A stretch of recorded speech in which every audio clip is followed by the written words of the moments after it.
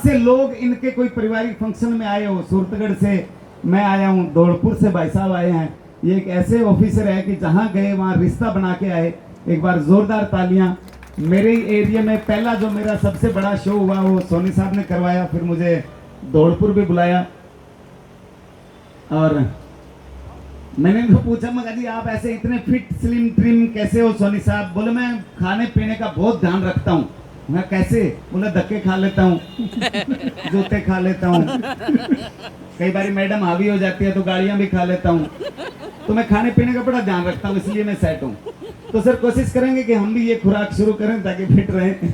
बचेगा क्या? ठीक है तिवारी साहब, अरे छोड़ दो सर फोन को, ये बड़ा तेज आदमी है। गांव में जाता है, बच्चों को कहता है फोटो खिंचा लो, अनिल कपूर मैं ही हूँ। सिर्फ मूंछों के कारण नाजायज फायदा उठाते हैं। सो बहुत अच्छा लगा सर, आप सब परिवार ने मुझे आज इस मंच पे बुलाया। मैं जयपुर आया हुआ था, छोटा सा नाम मेरा ख्याली, आपकी समझ में आ ही गया होगा। नहीं आया? 40 साल हो गए, मेरे ही नहीं आया। सबसे बड़ी दिक्कत होती है, तो फोन आता है, कौन बोल रहा है? मैं ख्याली। कौन? ट्राली? मैं कहा नहीं भाई साहब ख्याली। अच्छा प्याली? तो 2-3 बार में समझाना पड़ता है। और छोटा सा गांव मेरा बड़ोपल डिस्ट्रिक्ट हनुमानगढ़ में है, जहाँ मैं पैदा हुआ। हालांकि मैं वहाँ पैदा हो नहीं रहा था, जबरदस्ती। नहीं, पहले मेरी बात अमेरिका चली थी, फिर मैं सोचा वहां से आना जाना थोड़ा लंबा हो जाएगा। और मुझे इस बात की भी बड़ी खुशी है कि मैं राजस्थान से हूँ। हमारे राजस्थान में इतने रंग हैं। हमारा एरिया जो है वो पूरा एग्रीकल्चर है। हनुमानगढ़, गंगानगर, उसके बाद डेजर्ट आ जाता है, बीकानेर, जोधपुर तक, इधर झीलों की रानी, उदयपुर, माउंट आबू जाओ तो हिमाचल वाली फीलिंग आती है, उधर धौलपुर जाओ तो तोको मोको मथुरा की फीलिंग आती है। तो हमारे यहाँ पे इतने कल्चर है, इतनी वेराइटियां हैं राजस्थान के अंदर कि अपन बहुत ही आनंद आता है उसका। और आई होप के अखबार के जरिए इन चीज़ों का हमें पता लगता है, आप लोग हर चीज़ का ध्यान रखते हैं। हमारे यहाँ के कल्चर का बड़ा ही मज़ेदार, जैसे हस्बैंड वैसे ही वाइफ, सरपंच सरपंचनी, डॉक्टर डॉक्टरनी, मास्टर मास्टरनी। मास्टरनी चाहे तीसरी फेल हो और बोलेंगे मास्टरनी। अब मैं कई बार बॉम्बे में टेंशन, आगे आ जाओ आंटी जी, आपकी ये नई साड़ी सबने देख ली है, फिर भी आपका तीसरा राउंड है, भी कोई बच ना गया हो, बहुत अच्छी लग रही है। अब जिसकी है दे भी आना प्रोग्राम के बाद। तो अपने यहाँ के सर सरपंच नहीं, थानेदार नहीं। मैं बॉम्बे में परेशान हो जाता हूँ यार, शुक्र है यहाँ वो कल्चर नहीं है, क्योंकि वहाँ तो नाम लेते ही नहीं, अग्रवाल साहब, गोयल साहब। मगर शुक्र है यहाँ वो अपना कल्चर नहीं शुरू हुआ, नहीं तो लोग बोलते चोपड़ा चोपड़ी, मिश्रा मिश्री, गुप्ता गुप्ती। बोला जी वो पार्टी में हांडा साहब आए हैं, मिसेज हांडी भी आई है। तो राजस्थान के कल्चर का कहीं तोड़ नहीं है। और इतना बड़ा हमारा विशाल कल्चर है कि उसको देखने के लिए लगभग 200 देशों के टूरिस्ट हमारे राजस्थान में आते हैं। और तभी कहते हैं कि सोनेरी धरती जठे चांदी सो आसमान, रंग रंगीलो मन भावणो म्हारो राजस्थान, रंग रंगीलो मन भावणो म्हारो राजस्थान। मेरे को लोग पूछते हैं कि जी आपके राजस्थान की क्या खासियत है? अब मारवाड़ी जहाँ जाते हो छा जाते हो, पहचान बना लेते हो, उसका कारण क्या है? मगर जी हम राजस्थानी लोग बहुत सुलझे हुए लोग होते हैं, इतने सुलझे हुए होते हैं कि हमारे घर में आग लग जाए तो हम फायर ब्रिगेड को भी मिस कॉल मार के छोड़ देते हैं। हाँ, अगले का मूड होगा, कर लेगा, अपन क्यों टेंशन ले। मेरे तो हाथ से डिटोल की शीशी गिर के टूट गई, मेरे बाप ने उंगली काट ली, बोले ये बेकार क्यों जाए। एक बार मैं कहा डैडी बॉस 2000 रुपए, बोले क्या करेगा? मगर दूर के नजर की चश्मा लेके आनी है। बुढ़ा मेरा कान पकड़ के छत पे ले गया, कहता वो क्या है? मगर चांद। बोले इससे दूर क्या देखेगा। अपने तो सुलझे, इसीलिए तो हम सुलझे में। आपने अपने शब्द सुना है ना, यूज एंड थ्रो, वो सिर्फ राजस्थान के लिए है। यहीं के लोग इतने सुलझे हुए हैं। हम एक ब्रश लेते हैं, उसको 1.5 साल धगड़ धगड़ धगड़ धगड़ धगड़ धगड़, फिर उसकी मूंछें छितरा छितरा हो जाती है, कैंची से काट के 6 महीने फिर चला देते हैं। फिर उसकी मूंछें छितरा छितरा होती है, और तोड़ के बीवी को देते हैं कि ये लोग पाजेब धो लिया करो। जो डंडी बसती है उसको पजामे में नाड़ा डालने की मशीन बना लेते हैं। तो अपना यूज एंड थ्रो चीज है, वो सिर्फ आप राजस्थान के लिए बनी है। बाकी तो ऐसी नाम पकड़ लिया लोगों ने। और हमारे यहाँ की हर जगह का अपना अपना तरीका। हनुमानगढ़, हरियाणा और पंजाब टच है, तो हाजिर जवाब लोग वहीं मिलेंगे आपको। गाड़ी लेके जा रहे हैं, रास्ते में किसी को पूछ लेना कि भाई साहब पेट्रोल पंप कहाँ पड़ेगा? बोलो क्या बात है, आग लगावागा। एक बच्चे को मैंने पूछ लिया, मगर बेटे मुर्गी के अंडे में से बच्चा कैसे निकलता है? वो बोला अंकल निकलता है, वो छोड़, तू ये बता घुसता कैसे। आजकल बच्चों के अभी आया ना, थोड़े दिन पहले एक न्यूज आई, तूफान आ रहा है, तूफान आ रहा है। लोग मंदिरों में बढ़ गए, मस्जिदों में बढ़ गए, दुआ कर रहे हैं, हे परमात्मा तूफान ना आए तो ठीक है। हमारे हनुमानगढ़ वाले छत पे चढ़ रहे यार, 11 बज गए, तूफान नहीं आया। तो अलग बीकानेर जोधपुर का अपना एक कल्चर है। इधर अपना अगर धौलपुर साइड जाएं तो यहाँ के सूझवान लोग, मीठे लोग, बहुत ही अच्छी भाषा उनकी, सबसे अच्छा मजा आता है, मिठास आता है। तो हमारे राजस्थान के इतना कल्चर है, इतना विशाल राजस्थान है कि उसके अंदर रह के भी आनंद आता है और ये नाम लेते हुए भी आनंद आता है कि हाँ जी हम राजस्थान से हैं। और मैं शुरुआत मेरी हनुमानगढ़ से हुई। मैं वहाँ 1 साल स्विमिंग पूल पे गार्ड की नौकरी की श्री गंगानगर पे, फिर मैंने कपड़ा मिल में नौकरी की, वहीं पे मुझे थिएटर सीखने का मौका मिला। बहुत सारी टेंशनें मेरे जीवन में भी आई। जब मैं कपड़ा मिल में लगा ही था तो ये हाथ का मेरा एक्सीडेंट हो गया और 13 जगह से टूट गया था। 13 महीने एडमिट रहा, 8 ऑपरेशन हुए। कई डॉक्टर तो काम करना सीख गए थे और नए नए आए थे, मैं कहा भाई करो प्रैक्टिस, तुम तो हो क्या। फिर भी मैं घबराया नहीं, मैंने अपने आप को तसल्ली दी कि आए रखिए, जाए रखिए, जो मन में है वो गाए रखिए, और टूटा है हाथ तो क्या हुआ, ख्याली कहीं न कहीं अड़ाए रखिए। तो जहाँ मौका मिले वहाँ पीछे नहीं हटना चाहिए। और टेंशन आई जीवन में तो मैंने काम की स्पीड बढ़ाता रहा। परमात्मा ने हाथ पकड़े रखा कि मैं जिसे ओढ़ता बिछाता हूँ वो गजल आपको सुनाता हूँ। ये जिंदगी ट्रेन से गुजरती है, मैं पुल सा थरथराता हूँ। जब से उखड़ गया एक बाजू मेरा, मैं और ज्यादा वजन उठाता हूँ। जब से उखड़ा एक बाजू मेरा, मैं और ज्यादा वजन उठाता हूँ। तो इस तरह का जो शायद परमात्मा ने, आप लोगों के प्यार और आशीर्वाद ने हमेशा ही मेरे साथ रहा। और मैं मजदूरी करते करते जब लाफ्टर शो आया तो लोग देखते ही पहचानने लगे कि अरे ये तो लाफ्टर वाला ख्याली है। फिर कॉमेडी सर्कस हिट हुआ तो कहते अरे ये तो कॉमेडी सर्कस वाला ख्याली है।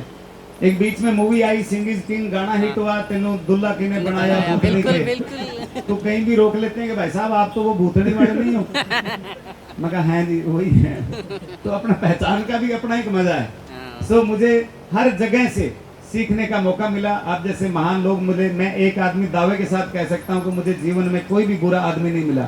मैंने पक्षियों से भी सीखा, क्योंकि हमें हमारा मकसद ही नहीं पता क्या बनाने आए थे, क्या बना बैठे। कहीं मंदिर, कहीं मस्जिद, कहीं गिरजा, कहीं गुरुद्वारा बना बैठे। हमसे जात अच्छी पक्षियों की कि मंदिर से उड़े तो मस्जिद पे जा बैठे और मस्जिद से उड़े तो मंदिर पे जा बैठे। हमें हर दिन एक त्योहार लगता है हिंदुस्तान में। किसी देश में नहीं होता कि 40 दिन का रमजान आता हो, 16 दिन का श्राद्ध आता हो, 9 दिन के नवरात्रे आते हो। ये सिर्फ हिंदुस्तान ही है जहाँ रोज एक त्योहार आता है। उन त्योहारों की वजह से हम एक हैं। जब हम लिखते हैं दिवाली, अली का नाम आता है। जब लिखते हैं रमजान तो राम का नाम आता है। जहाँ अली के बिना दिवाली नहीं, राम के बिना रमजान नहीं, तो उस हिंदुस्तान के वासी हैं। इसीलिए हमारे यहाँ रोज एक शाम का त्योहार होता है। हालांकि कोई एक आधा दिन अगर आगे पीछे हो भी जाए तो आजकल के अब युवा लोग वैलेंटाइन डे मना लो जी। मनाना आता ही 14 फरवरी को इंडियन लोग ऐसा वैलेंटाइन डे मनाते हैं कि ठीक 9 महीने बाद 14 नवंबर को हमें चिल्ड्रन डे मनाना पड़ता है। लेकिन उसके बावजूद भी हम कोई चूकने नहीं देते। ये त्योहार ही है जो हमें एक रखते हैं। हालांकि कभी मुंबई पे हमला हुआ, कभी पुलवामा पे हमला हुआ, रोज हमें डराने की, बांटने की कोशिश की जाती है कि निशाने चूक गए, निशान बाकी है। अब भी आप मुंबई जाओगे तो ताज होटल में आज भी आपको गोलियों के निशान मिलेंगे। निशाने चूक गए, निशान बाकी है, शिकार गाह में मचान बाकी है। फिर एक बच्चे ने लाशों की ढेर पे चढ़ के कह दिया कि अभी खानदान बाकी है। अरे वो जमी बांट के खुश हो गए, उनसे कह दो कि अभी आसमान बाकी है। तो कह दो कि अभी आसमान बाकी है। सो हर कलाकार हमेशा ये कहता है कि रही जिंदगी तो फिर मिलेंगे, और ख्याली हमेशा ये कहता है कि मिलते रहेंगे तो जिंदा रहेंगे, मिलते रहेंगे तो जिंदा रहेंगे, और जिंदा रहेंगे तो बार बार मिलेंगे। यहाँ नहीं मिले तो फिर हरिद्वार मिलेंगे। क्या हो जिंदाबाद। लेकिन मिलना जुलना जारी रहना चाहिए। बहुत अच्छा लग रहा है न्यूज़पेपर की सब जो वक्ता बैठे हैं, पाठक बैठे हैं, जो बहुत सारे दुनियादारी के न्यूज़पेपर को पढ़ के हिंदुस्तान के बैलेंस बढ़ाते हैं, उसकी चिंता करते हैं और उसके ऊपर आगे काम करते हैं। बहुत सारी हमारी युवा शक्ति हमारे साथ बैठी हुई है। जाकर साहब, भाई साहब धौलपुर से आपको सर एक बात बताऊं मैं आपको। जी जी उसमें ना उस 10-12 जी जी उसको आप मतलब बड़े वाले उसके आपका पूरा जब तक अध्यक्ष बोलते रहेंगे ना तब तक आप जवान रहोगे। बिल्कुल। जिस दिन सेवक सुवक एमएलए के चक्कर में आ गए ना तो ये शुगर, टीबी, कैंसर, ये पट पर ही पड़ा, गिना नहीं पड़ा बस पहल होती। मेरे को भी इस बार घेरा था विधानसभा में कि जी आप चुनाव लड़ो, भादरा हमारी एक जगह है। मैं कहा जी मेरे ना शुगर है, ना टीबी है, ना कैंसर है, क्यों नेता कैसे बन सकता हूँ मैं? मेडिकली मैं फेल हो जाऊंगा। तो ये अच्छी बात है, जब तक पूर्व प्रभाव लगता रहेगा तब तक आप यंग रहोगे, और अगली सीढ़ी तो अब धीरे धीरे चलती रहेगी। लेकिन हम देखिए, हम कलाकार हैं, हमें भी कभी कभी शायर के जरिए आवाज उठाते हैं, मंच पे बोलते हैं, और हम भी बहुत सारे पाठकों को हम पढ़ते रहे। आइए सर। हाँ। डॉक्टर सोनी साहब जी। सर प्रणाम। डॉक्टर बिमल राय सोनी जी। जी जी, ये तो सर एक सोफा सेपरेट ही मंगाना पड़ेगा। चेयरमैन सोनी हॉस्पिटल से सर प्लीज। चेयरमैन साहब स्वागत आपका। बिल्कुल सर, एंजॉय। एक बार जोरदार तालियों से संकेत दें यदि आपको ख्याली जी पसंद आ रहे हैं तो तालियां कम रही, एक बार पुनः प्रयास करें। चेयरमैन साहब बीच बीच में उठते रहना, क्योंकि कुर्सी में भी सांस लेना है।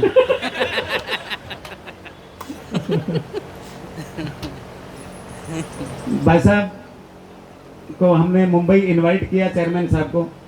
जयपुर एयरपोर्ट पे लफड़ा शुरू हो गया। सीट का आगे वाला बंदा कहता भाई साहब, चेयरमैन साहब धक्के क्यों मार रहे हो? चेयरमैन साहब कहते सांस भी ना लूं। लेकिन आप सर कला प्रेमी हैं, और बहुत बारे में आपसे सोनी साहब से भी बातें होती है। एक बार जोरदार तालियां चेयरमैन साहब के लिए। तो हाँ, असल मैं अखबार वालों को ही गुरु ज्ञान देने वाला था कि हम पाठक हैं और पढ़ते हैं, तो कई बार ये ना ऐसे इरिटेशन सा सवाल आ जाता है। एक 3-4 दिन पहले एक खबर छपी थी, सब्जी मंडी में गोदा घुसा। यार ये इस खबर का क्या तुक हुआ? मेरे तो कोई समझ में आया। सब्जी मंडी में गोदे घुसे, बाजार में और कोई जगह ही नहीं होती सब्जी मंडी के अलावा। वहाँ कोई पत्ते पुत्ते पड़े रहते हैं इधर उधर, तो कहीं क्यों हो जाता है। तो मेरे एक सम्माननीय खबर होती है तो उसको पढ़ने का भी मजा आता है, उस खबर से सीखने का भी मजा आता है। और जब कोई मंत्री नहीं सुनता है, या मुख्यमंत्री नहीं सुनता है, या प्रधानमंत्री नहीं सुनता है, तब एक सुप्रीम कोर्ट है जिसका नाम अखबार होता है। इसके माध्यम से जब जन समस्याएं उठती है तो बहुत सारे लोगों की समस्याएं हल होती है। मेरे गांव में भी एक सेम की बहुत बड़ी समस्या थी। 365 दिन धरना लगा, और वो धरना सिर्फ इसलिए जीत गए कि वो वहाँ के सारे न्यूज़पेपर ने बहुत बड़ा सपोर्ट किया था उसको, पर्सनल अपनी उसको समस्या बना के। उनके ऊपर बहुत दबाव था, बहुत उनके ऊपर प्रेशर था, भी आप इस तरह से हमारे खिलाफ न्यूज़ ना छापिए। लेकिन उन्होंने वो जंग को जिता के, और जिताने के बाद ही छोड़ा। 23 करोड़ मंजूर हुए और वो पंप लगा। वो किसान आज भी बोलते हैं कि हम अगर ये जंग जीते हैं वो सिर्फ अखबार की वजह से जीते हैं। सो एक बार जोरदार तालियां सभी अखबार छापने वालों के लिए, उसके लिए एक एक उसके परिवार के मेंबर के लिए, जिन सभी को जिनका योगदान हमेशा रहता है। हाँ, कई बार ये शिकायत भी आती है कि दाल रोटी में ही मस्त रहना चाहिए, पनीर की चाहत में अखबार वाले भी भटक जाते हैं, है ना। तो सारी चीजें वही नहीं होती, क्योंकि जिस जगह आप रहो वहाँ खुश रहेंगे तभी हम कामयाब होंगे। और ये मैं अभी एक राजस्थान सरकार के लिए मोटिवेशन शो कर रहा हूँ, 50 शो, जिसमें हम यूथ को मोटिवेट करेंगे जो हेलमेट बेल्ट से दूर हो रहे हैं, नशे में और मोबाइल में फंसते जा रहे हैं, और छोटी छोटी समस्याओं को लेके वो सुसाइड कर लेते हैं बच्चे। तो इन्हीं को लेके यूथ कार्निवल के नाम से आज हमारी शायद इसी मीटिंग से ये मामला आगे बढ़ते बढ़ते यहाँ तक पहुँच गए थे। तो बहुत सारे सर जीवन में ऐसे किस्से होते हैं, है ना। अब आजकल इतनी 5 स्टार फैसिलिटी है स्कूलों की, आप एजुकेशन से शुरू कर लो। छोटी सी गलती हो, पेरेंट्स नोट लिखता है विजिट माय ऑफिस, और पेरेंट्स को जाना पड़ता है प्रिंसिपल के सामने। मेरे गांव में या मेरे जमाने में ऐसा कभी नहीं हुआ। एक बार कोई गुरुजी ने नोट लिखा, अपने बच्चे को नहला के भेजें, इसमें बहुत बदबू आती है। मेरे बाप ने जवाब भी ठोक के लिखा कि हम बच्चे को पढ़ने भेजते हैं, सूंघने नहीं भेजते। तो करके करके बच्चे को पढ़ाया करें, सूंघा ना करें। अब ऐसे माहौल से शुरुआत हुई, और इस माहौल को आगे बढ़ाते, क्योंकि और कोई जमाना नहीं था सीखने का। पढ़ाई से आप यकीन नहीं करेंगे, मुझे इतना प्यार था कि 3 साल तो मैं 10वीं में रहा। बहुत बढ़िया। गुरुजी बोले बेटा इससे ज्यादा क्या, तेरी PhD 10वीं में होगी।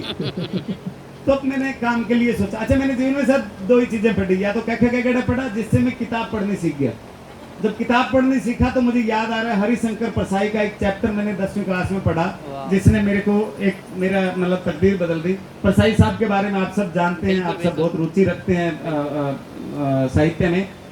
उस बंदे ने इतने तरीके से बात बोलता है कि सरकार गरीबी दूर करने के ठोस कदम उठा रही है, लेकिन वो कदम इतने ठोस है कि उठ ही नहीं पा रहे हैं। तो ऐसे लेखकों को मेरा शौक रहा पढ़ने का। तो सर उन्होंने लिखा था कि अगर 10वीं में आपके 70-80% नंबर आते हैं तो आप किसी सरकारी ओहदे पे हो सकते हो, नहीं तो आप 11वीं 12वीं फिर BA फिर MA 7 साल में अपने काम के कारीगर बनिए। और मैंने किताब बंद कर दी और मैं कारीगर बनने निकल गया। तो उसी दौरान कपड़ा मिल में नौकरी करते करते मैंने थिएटर सीखा 6 साल गंगानगर। फिर मुझे चंडीगढ़ 6 साल थिएटर सीखने का मौका मिला। उसके बाद मुंबई लाफ्टर चैलेंज 2 में नॉर्दर्न इंडिया से मैं एक ही मात्र सेलेक्ट हुआ।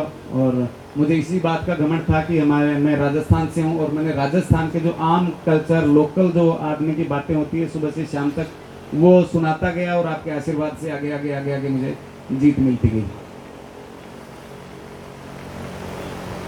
ये 20 आदमी क्यों आए हैं एक साथ?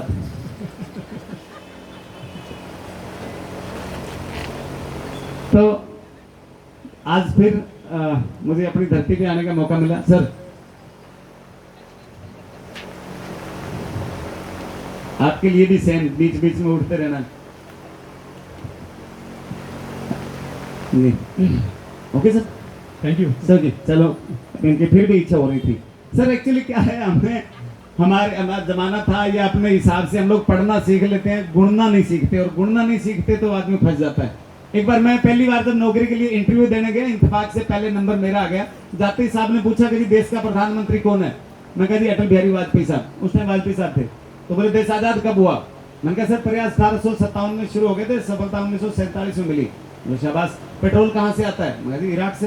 बोले कौन बनेगा करोड़पति का एंकर कौन है? मगर अमिताभ बच्चन। बोला जाओ। बाहर आया मेरा दोस्त, बोले बता क्या क्या बातें पूछ रहे हैं? मगर भैया रट्टा मार, पहला अटल बिहारी वाजपेयी, प्रयास 1947 इराक, अमिताभ बच्चन। अब रट्टा मार के भाई साहब पहुंचे तो हमारे अध्यक्ष साहब इंटरव्यू ले रहे थे और पहला ही सवाल ठोक दिया कि आपके बाप का नाम क्या है? अगले दिन रट्टा लगा रखा था, बोला अटल बिहारी वाजपेयी सर। बोले यार मैं वाजपेयी साहब को जानता नहीं, उनकी तो शादी नहीं हुई थी। तुम पैदा कब हुए? बोले सर प्रयास तो 1857 में शुरू हो गया था, सफलता 1947 में आके मिली। बोले यार ऐसे आदमी तो कहाँ से आए? बोले इराक से। बोले भाई तू पागल है मैं पागल हूँ? बोले पागल दोनों नहीं है सर, पागल अमिताभ बच्चन है। तो कई बार करना कुछ चाहते हैं, हो कुछ जाता है, इसलिए हमें पढ़ने के साथ साथ गुणना भी बहुत जरूरी है। और मैं बहुत बहुत बधाई देता हूँ हिंदुस्तान एक्सप्रेस के सभी स्टाफ को, जिनकी बदौलत इनकी कॉपी रोज हमारे दरवाजे पे पहुंचेगी और रोज हम पढ़ेंगे, चाहे आध्यात्मिक सब्जेक्ट हो चाहे यूथ का कोई सब्जेक्ट।